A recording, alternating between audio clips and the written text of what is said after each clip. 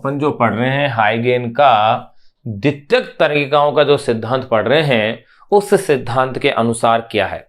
देखिए, पहला पॉइंट इस सिद्धांत का यह कहता है कि प्रत्येक प्रकाश स्रोत से जो प्रकाश उत्सर्जित होता है वो तरंगाग्र के रूप में होता है।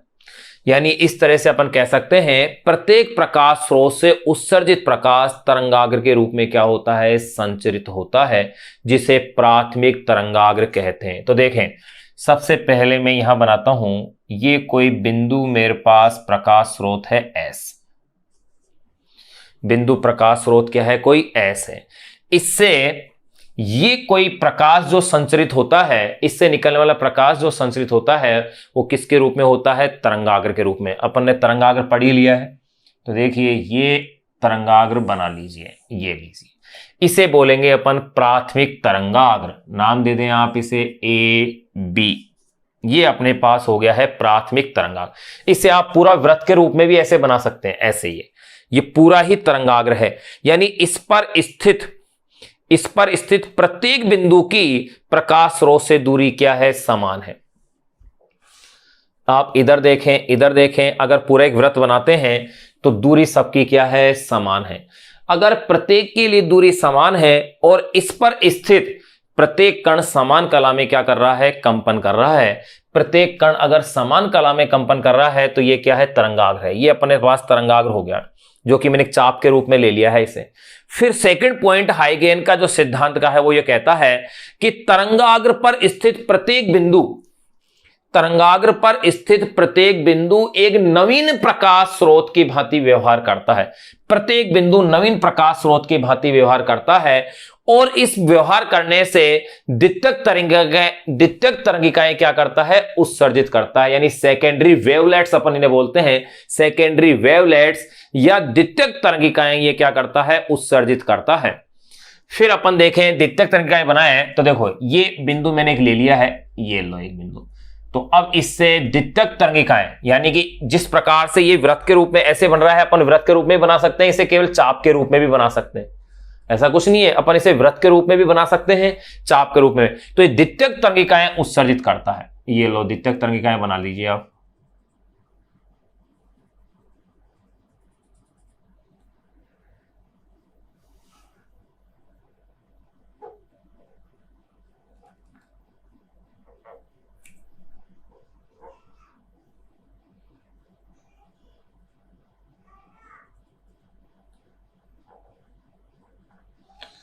एक द्वितीयक तरंगिका अपने पास ये बन गई है।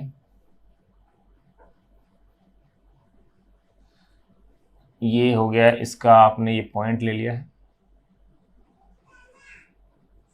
Number second. फिर आप एक और बना लो,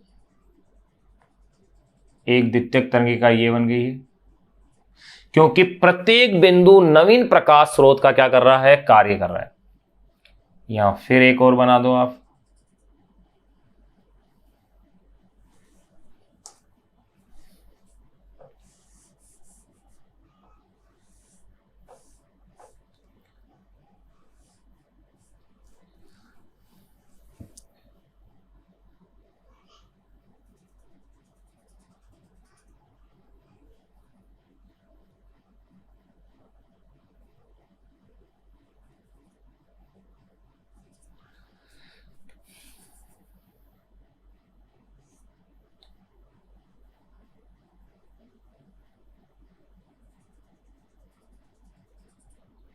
ये लीजिए,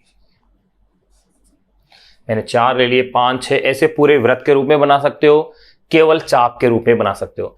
अब देखिएगा, अगर ये t समय में यहां पहुंचता है, ये t समय में यहां पहुंचता है, या यूं कह सकते हैं यहां से यहां तक का अगर t समय है, तो ये जो अपन ने वृत्त के रूप में बनाया है इसकी त्रिज्या क्या होगी, ct, क्योंकि प्रकाश की चाल क्या ले रहे हैं अपन, c ले रहे हैं।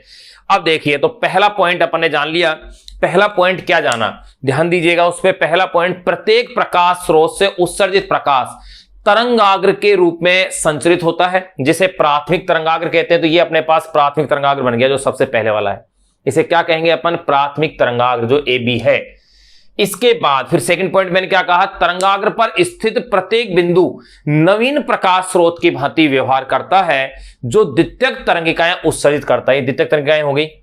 फिर नंबर थर्ड, ये तरंगिकाएं सभी दिशाओं में प्रकाश के वेग से गमन करती है, यानी कि अग्र दिशा में भी और पश्चिम दिशा में भी समान वेग से क्या करती हैं, ये गमन करती हैं। फिर इसके बाद अगर समान वेग से गमन करती हैं, इस पर आगे की दिशा में खींची गई स्पर्श रेखा, अगर आगे की दिशा में कोई स्पर्श रेखा अपन खींच दें, इनको ये मिलाएं स्पर्श रेखा के, तो ये क्या करेगा, द्वितीयक तरंगाग्र का क्या हो जाएगा, निर्माण हो जाएगा। और पीछे की ओर खींचें तो पश्चिम तरंगाग्र बन जाएगा, लेकिन ऊर्जा का संचरण अग्र दिशा में ही होता है। ये हाइगेन के द्वितीयक तरंगिकाओं के सिद्धांत के पॉइंट थे जो अपन ने जान लिए हैं। तो अब देखिए तीसरे पॉइंट के अनुसार मैं अगर इन पर स्पर्श रेखा खींचता हूं,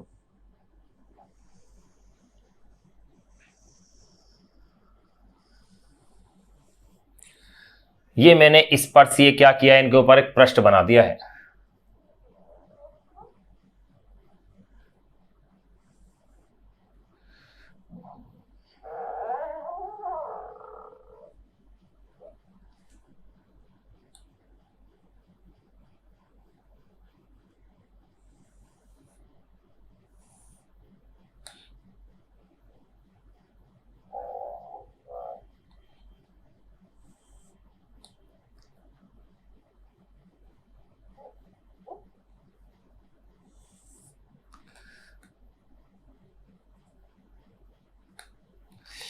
तो ये मेरे पास एक बन गया है तरंगाग्र, ये बन गया है द्वितीयक तरंगाग्र बन गया है भैया। इसका नाम कर देंगे अपन A1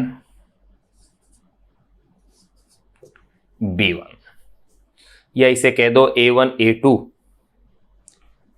A1 B1, ये अपन ने इसका नामकरण कर दिया है। फिर देखिएगा आप इसमें, अगर मैं इस दिशा में भी अगर स्पर्श रेखा खींचता हूं,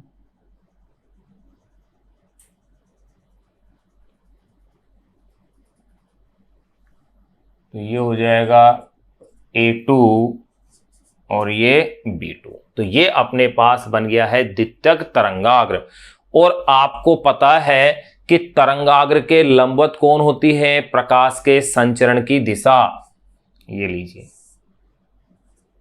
प्रकाश का संचरण कर दीजिए, यह है प्रकाश के संचरण की दिशा।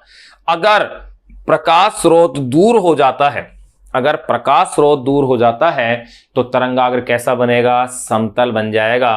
तो ये लो, समतल तरंगाग्र के लिए अपन इस तरह से बना सकते हैं।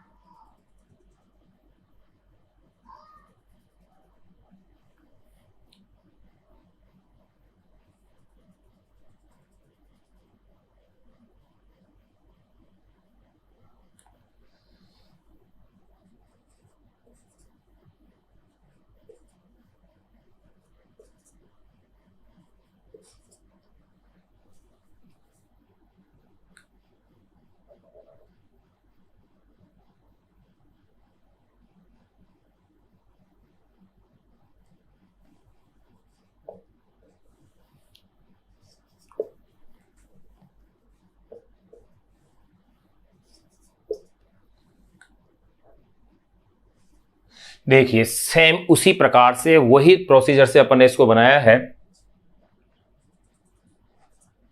ये हो गया है अपने पास तरंग संचरण की दिशा,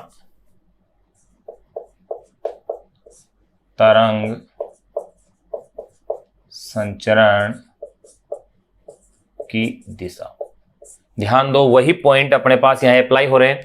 ये प्रकाश स्रोत है, अत्यधिक दूरी पर है, तो इससे तरंगाग्र अपन को क्या प्राप्त हो रहा है, AB। ये समतल तरंगाग्र है।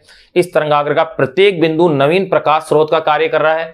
तो इससे देखो यहां से एक द्वितीयक तरंगिका ये उत्पन्न हुई, फिर एक द्वितीयक तरंगिका ये उत्पन्न हुई, एक द्वितीयक तरंगिका ये हुई, एक द्वितीयक तरंगिका ये हुई, यानी कि सेकेंडरी वेवलेट्स, तरंगिका कह दो या आप वेवलेट्स कह दो। अब इन पे अपन ने जब स्पर्श रेखा इधर खींची तो यहां आपने क्या देखा, स्पर्श रेखा यहां खींचते ही ये एक अपने पास फिर एक तरंगाग्र बन गया है। ये नवीन, फिर एक नवीन तरंगाग्र आपके पास बन गया है। ये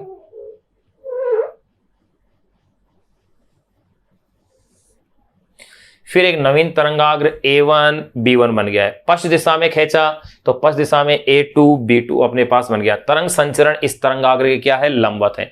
ये अगर आपके समझ में आ गया है तो इन पॉइंट्स को अपन लिख लेते हैं। नंबर फर्स्ट पॉइंट देखो, ध्यान दीजिएगा, जैसा चित्र में अपन ने बनाया है वैसा ही अपन उसी क्रम में अपन इस चीज को लिखेंगे। तो देखिए क्या क्या पॉइंट है। पहला, प्रत्येक प्रकाश स्रोत से उत्सर्जित प्रकाश, प्रत्येक प्रकाश स्रोत से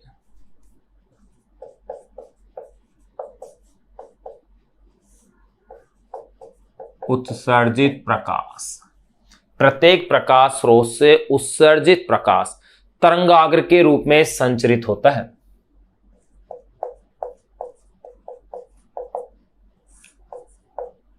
तरंगाग्र के रूप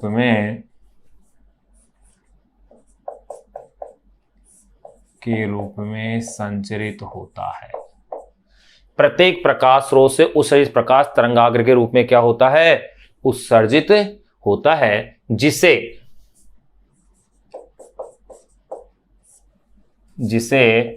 प्राथमिक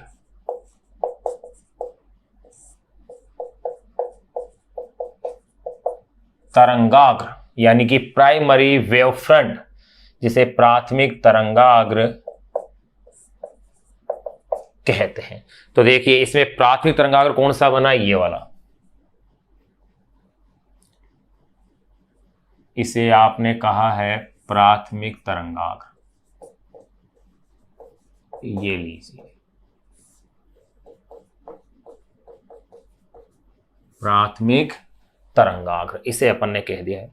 इसी तरह से यहां पर प्राथमिक तरंगाग्र कौन सा है, ये AB, ये प्राथमिक तरंगाग्र है। फिर देखिएगा नंबर सेकंड पॉइंट जो इसका महत्वपूर्ण है, वो क्या कहता है, तरंगाग्र पर स्थित,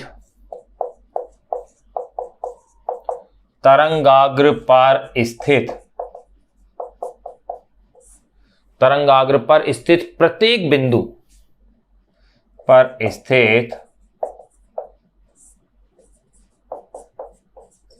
प्रत्येक बिंदु एक नवीन प्रकाश स्रोत की भांति, प्रत्येक बिंदु एक नवीन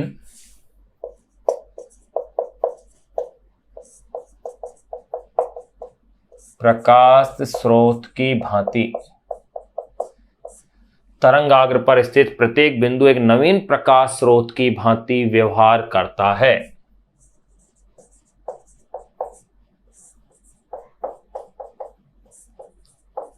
प्रकाश स्रोत की भांति व्यवहार करता है, जो द्वितीयक तरंगिकाएं उत्सर्जित करता है,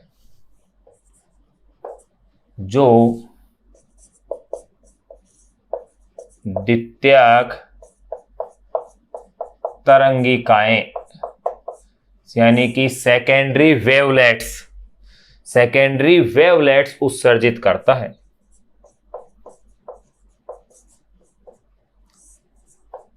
उत्सर्जित करता है। तो देखिए ये प्रत्येक बिंदु मैंने प्रकाश स्रोत के रूप में काम में लिया और इससे क्या उत्पन्न कर दी मैंने, द्वितीयक तरंगिकाएं। तो देखिए ये क्या है, अपने पास द्वितीयक तरंगिका बन गई है, द्वितीयक द्वितीयक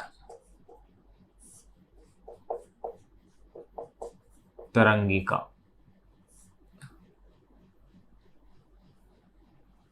ये द्वितीयक अपने पास क्या बन गई है, तरंगिका अपन ने बना दी है। अब देखिएगा फिर नंबर थर्ड, तीसरे अगर अपन पॉइंट की बात करें तो तीसरा पॉइंट क्या कहा, ये तरंगिकाएं सभी दिशाओं में प्रकाश के वेग से गमन करती हैं। ये तरंगिकाएं सभी दिशाओं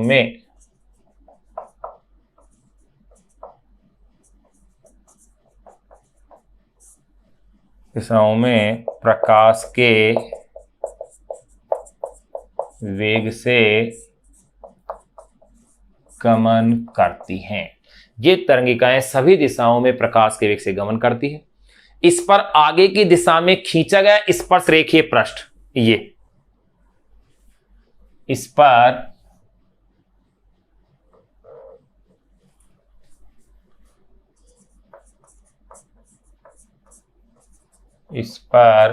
आगे की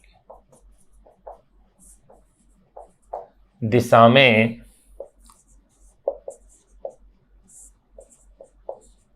खींचा गया स्पर्श रेखीय पृष्ठ, इस पर आगे की दिशा में खींचा गया स्पर्श रेखीय पृष्ठ द्वितीय तरंगाग्र को निरूपित करता है। पृष्ठ द्वितीय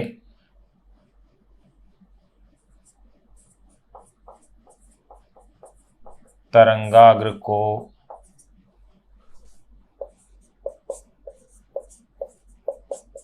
को निरूपित करता है। यानी कि अब अपने पास जो बन गया है वो बन गया है द्वितीयक तरंगाग्र। ये जो पृष्ठ है द्वितीय तरंगाग्र, ये क्या बन गया है, द्वितीय तरंगाग्र। या द्वितीयक तरंगिकाएं तो ये थी, ये बन गया है द्वितीयक तरंगाग्र। ये लो, ये अपन ने बना दिया है।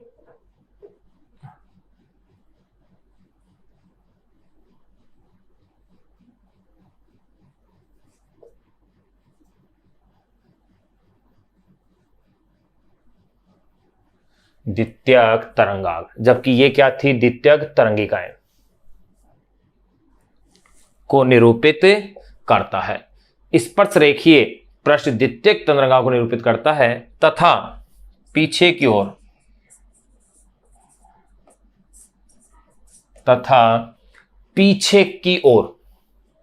स्पर्श द्वितीय तरंगाग्र को निरूपित करता है तथा पीछे की ओर खींचा गया स्पर्श रेखीय पृष्ठ तथा पीछे की ओर खींचा गया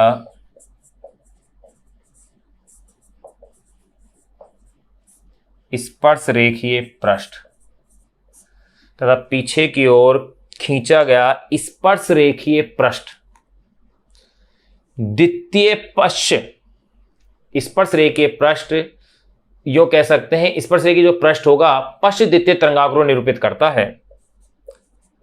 पश्च द्वितीय या द्वितीयक तरंगाग्र को निरूपित करता है। तो अब आप चित्र में देखिए कि कौन सा पश्च द्वितीयक तरंगाग्र हो गया है, तो वो ये वाला भाग बन गया है। ये लो, पश्च द्वितीयक तरंगाग्र।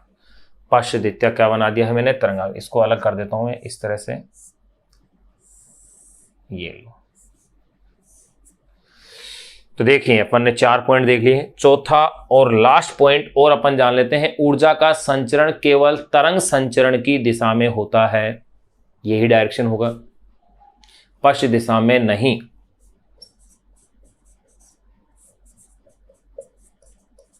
ऊर्जा का संचरण केवल तरंग संचरण की दिशा में ही होता है। ऊर्जा का संचरण केवल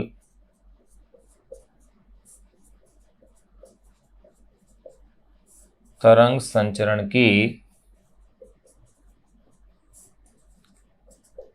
दिशा में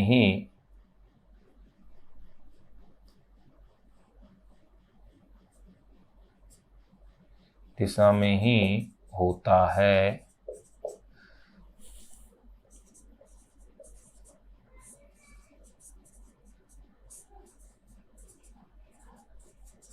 पश्चिम दिशा में नहीं। तो ये हाइगेन के सिद्धांत के, हाइगेन का जो द्वितीयक तरीकाओं का सिद्धांत था उसके 4 पॉइंट्स अपन ने जान ली हैं। अब एक एक को आप वापस से चित्र के अंदर आप देख सकते हैं कैसे क्या है। देखो, पहला पॉइंट, प्रत्येक प्रकाश स्रोत से उत्सर्जित प्रकाश तरंगाग्र के रूप में संचरित होता है, जिसे प्राथमिक तरंगाग्र कहते हैं। ये लो, ये प्राथमिक तरंगाग्र, ये प्रकाश स्रोत था एस, प्रकाश स्रोत यहां आपके पास ये क्या है एस। इस प्रकाश स्रोत एस से ये तरंगाग्र के रूप में उत्सर्जित हुआ है। तरंगाग्र पर स्थित प्रत्येक बिंदु एक नवीन प्रकाश स्रोत की भांति व्यवहार करता है। एक नवीन प्रकाश स्रोत, इससे फिर देखो अपन आगे बनाते गए,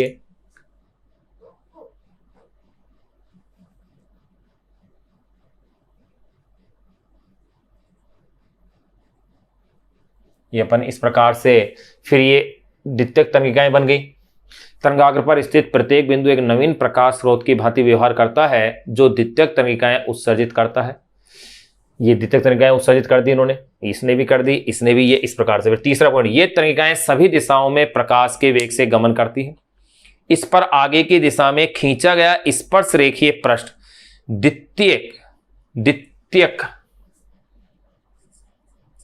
स्पर्श रेखीय पृष्ठ द्वितीयक तरंगाग्र को निरूपित करता है। आगे की ओर खींचने पर द्वितीयक तरंगाग्र बन गया, द्वितीयक तरंगाग्र ये हो गया, और ये हो गया पश्च द्वितीयक तरंगाग्र। पश्च द्वितीयक तरंगाग्र निरूपित करता है तथा पीछे की ओर खींचा गया स्पर्श रेखीय पृष्ठ पश्च द्वितीयक तरंगाग्र को निरूपित करता है। चौथा और लास्ट पॉइंट, ऊर्जा का संचरण केवल तरंग संचरण की दिशा में ही होता है, पश्च दिशा में नहीं। इन 4 पॉइंट्स को अपन को ध्यान रखना है।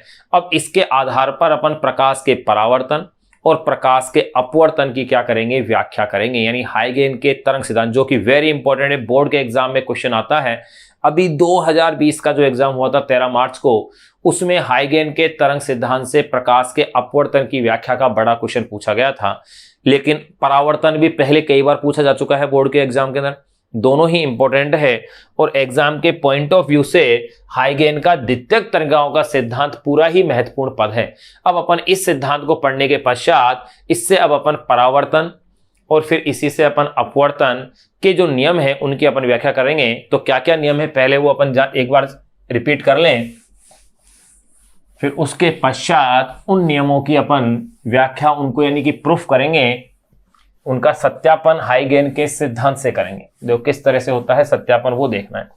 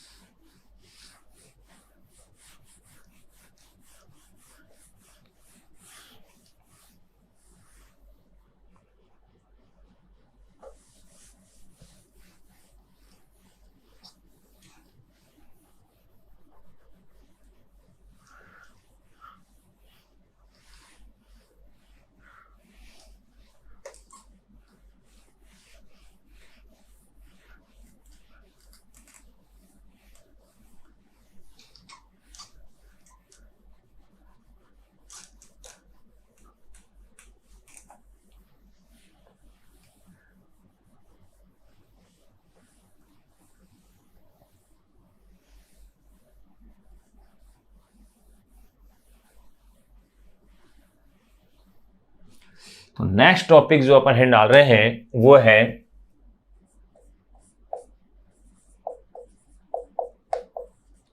हाइगेन के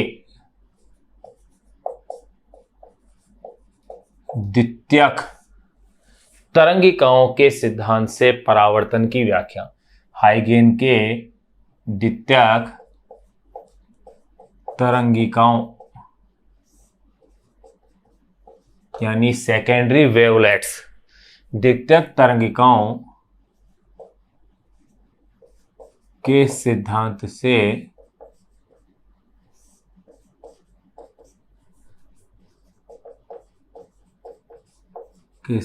से अपवर्तन की व्याख्या।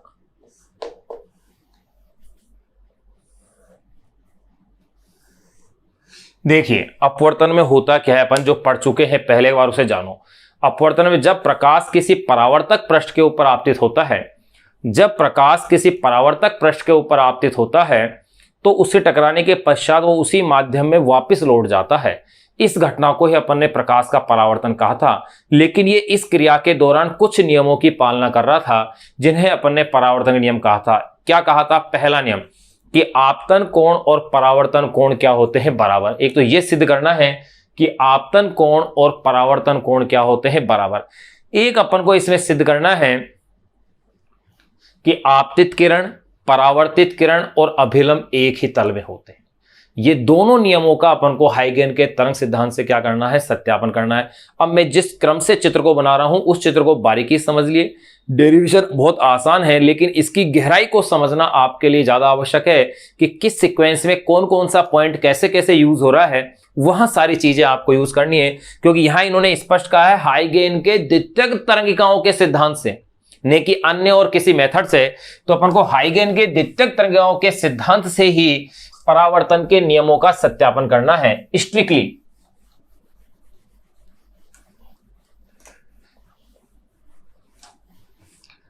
देखिए लैंग्वेज आप लोग लिखिएगा इसके अंदर, मैं इसको एक्सप्लेन कर रहा हूं कंप्लीटली क्योंकि नहीं तो फिर बहुत लंबा हो जाएगा आपके लिए। देखें ये मैंने ले लिया है, ये कोई परावर्तक पृष्ठ है,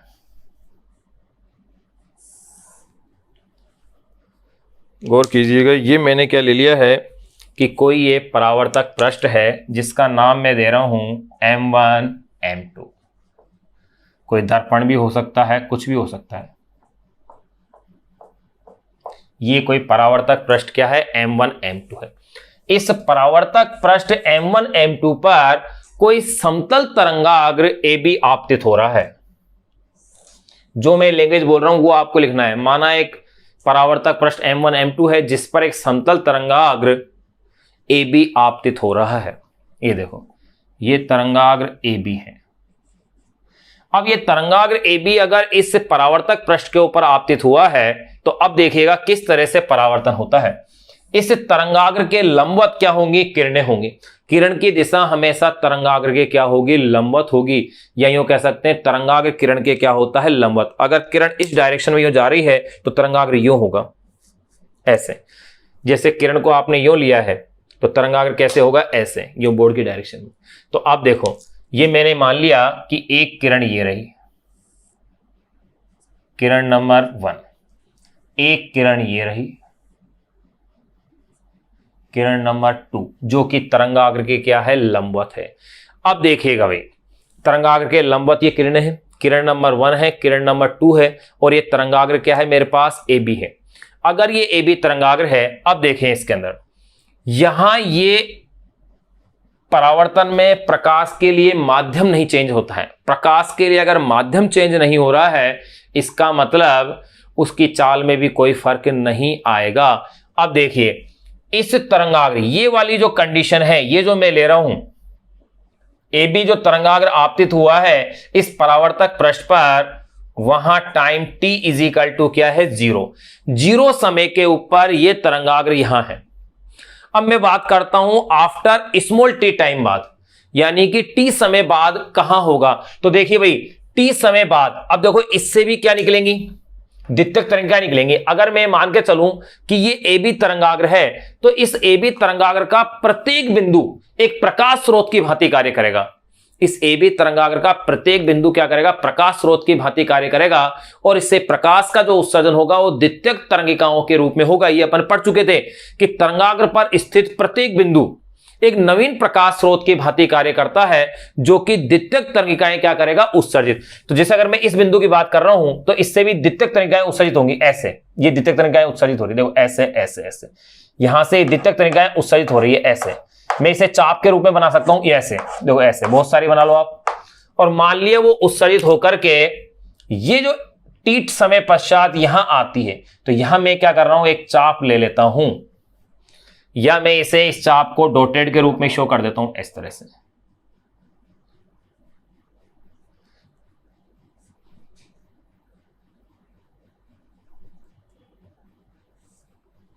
मान लिया यहां पर ये इससे जो उत्सर्जित द्वितीयक तरंगाग्र है वो यहां आके पहुंच रहा है, कितने समय पश्चात, टी समय पश्चात।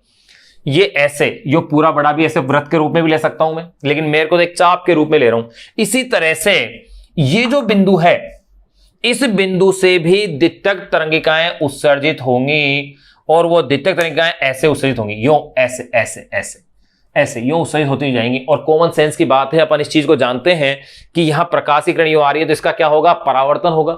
यानी कि इससे द्वितीयक तरंगिकाएं जो है टी समय पश्चात कहां पहुंचेगी, देखो आफ्टर टी टाइम ये तो यहां पहुंची है, तो ये जो वृत्त बनेगा, ये जो वृत्त बनेगा उसकी त्रिज्या क्या ली जाएगी, ct। इस वृत्त की त्रिज्या क्या लेंगे अपन, ct लेंगे इस वृत्त की त्रिज्या। इसी तरह से यहां पर भी द्वितीयक तरंगिका ऐसे यो, यहां पर भी एक चाप आप ले लीजिए, ये लो, ये एक चाप आपने फिर ये बना लिया है। तो यहां पर आप क्या देख रहे हैं, अगर मैं इन चाप पर एक स्पर्श रेखा खींचता हूं तो हाइगेन के सिद्धांत के अनुसार जो मैंने तीसरा पॉइंट बताया था कि इन पर मैं आगे की ओर जो स्पर्श रेखा खींचूंगा वो क्या बना देगा, इसका द्वितीय तरंगाग्र बना देगा। अगर द्वितीय तरंगाग्र बनाता है तो देखिए भैया किस तरह से बनेगा, यहां मैं इसके साथ ये स्पर्श रेखा खींच रहा हूं, ये लो, ये मेरे पास बन गया है द्वितीय तरंगाग्र। यानी मैं यूं कह सकता हूं ये तरंगाग्र जो ए बी था ये प्राथमिक तरंगाग्र था और इसका द्वितीय तरंगाग्र ये बन गया है ए डैश बी डैश, ए डैश बी डैश। अब तरंगाग्र के लंबवत क्या होंगी, किरणें। तो जैसे इस तरंगाग्र, ये कैसा तरंगाग्र है, परावर्तित तरंगाग्र, ये कैसा है, आपतित तरंगाग्र। ए बी आपतित तरंगाग्र हो गया, ए डैश बी डैश क्या हो गया, परावर्तित तरंगाग्र हो गया। अगर ए डैश बी डैश परावर्तित तरंगाग्र है तो आप देखें इस परावर्तित तरंगाग्र के लंबवत किरण ले लो आप, ये परावर्तित किरण नंबर 1 का डैश, यानी कि ये एंगल जो होगा किरण का ये कितना डिग्री होगा, 90 डिग्री होगा। इसी प्रकार से, और ये कितने समय पश्चात यहां से यहां पर पहुंची, t इजिकल टू 0 पर, और यह टाइम क्या है, t इजिकल टू t पर, यह है t इजिकल टू 0 पर। तो t इजिकल टू 0 पर तो क्या है, ये स्थिति थी, लेकिन t इजिकल टू t पर यानी t समय बाद ये आ रही है तो ये कितनी डिस्टेंस कवर करेगा, अगर चाल c है तो ct, और उसी टाइम पीरियड के अंदर ये जो तय करेगा ये भी कितना होगा, ct। ये लीजिए, ये तो था t इजिकल टू 0 पर और ये t समय में, तो t समय के अंदर ये वाली जो डिस्टेंस है b से a डैश तक की ct हो गई और a से b डैश तक की है वो भी क्या हो गई, ct हो गई। और ये एंगल कितना हुआ, 90 डिग्री हुआ। फिर देखो भाई, अगर मैं देखता हूं ये मैंने अगर तरंगाग्र यहां लिया है, मैंने अगर ये तरंगाग्र अगर मैंने यहां लिया है तो एक चीज अपने पास गौर करने की है यहां पर, वो ये है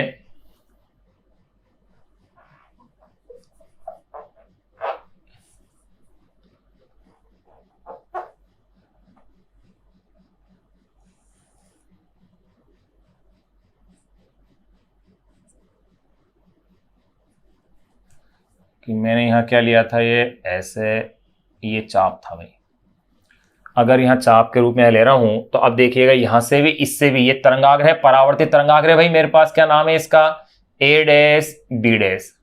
अगर ये परावर्तित तरंगाग्र ए डैश बी डैश है तो इससे लंबवत ये परावर्तित किरण ये और मैंने भेज दी है और ये हो जाएगी बी का 2 का डैश, ये तो थी 1 का डैश, ये यहां ये परावर्तित होकर के यूं चली गई।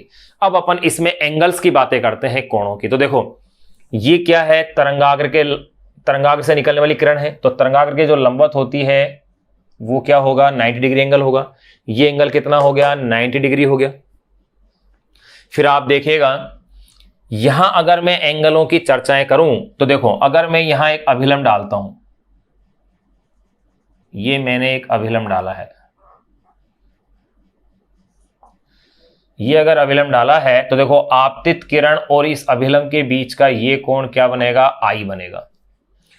तो ये वाला कोण कितना बच गया भाई, ये वाला कोण, अगर ये अभिलंब है, ये कोण आई है, आप बताओ ये मैं क्या देख रहा हूं, ये किरण है और ये तरंगाग्र है। किरण और तरंगाग्र के बीच का टोटल कोण 90 डिग्री होगा। ये टोटल कोण क्या होगा 90। देखो ये ऐसी स्थिति है भाई, मैं यहां बना रहा हूं इसको, देखो थोड़ा सा, ताकि आपके चीज क्लियर हो सके। ये आपतित किरण है, यहां मैंने अभिलंब लिया है, ये तरंगाग्र जा रहा है बिल्कुल ऐसे।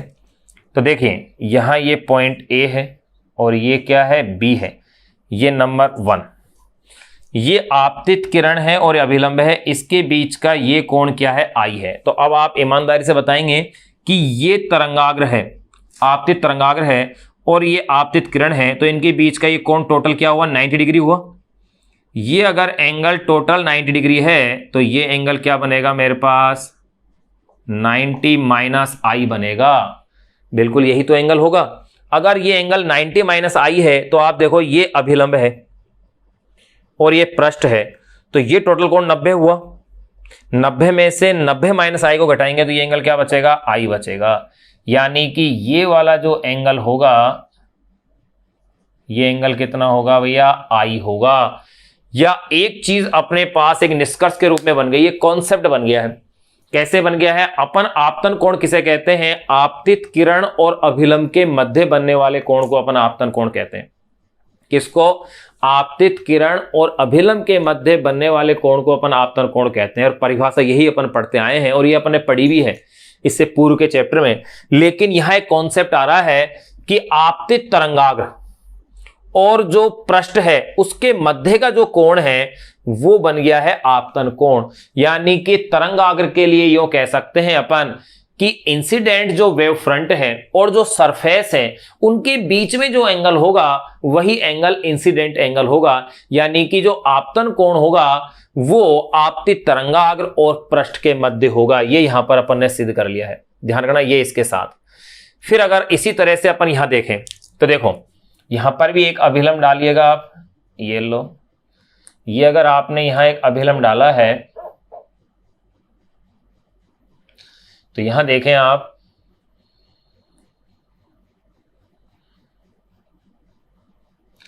यहां अगर आपने ये अभिलंब डाला है तो देखो यहां ये कैसा है भाई, परावर्तित किरण है। परावर्तित किरण और अभिलंब के मध्य का ये कोण क्या होगा स्मॉल आर होगा, ये कोण होगा स्मॉल आर होगा। और आपको पता है परावर्तित तरंगाग्र कि परावर्तित तरंगाग्र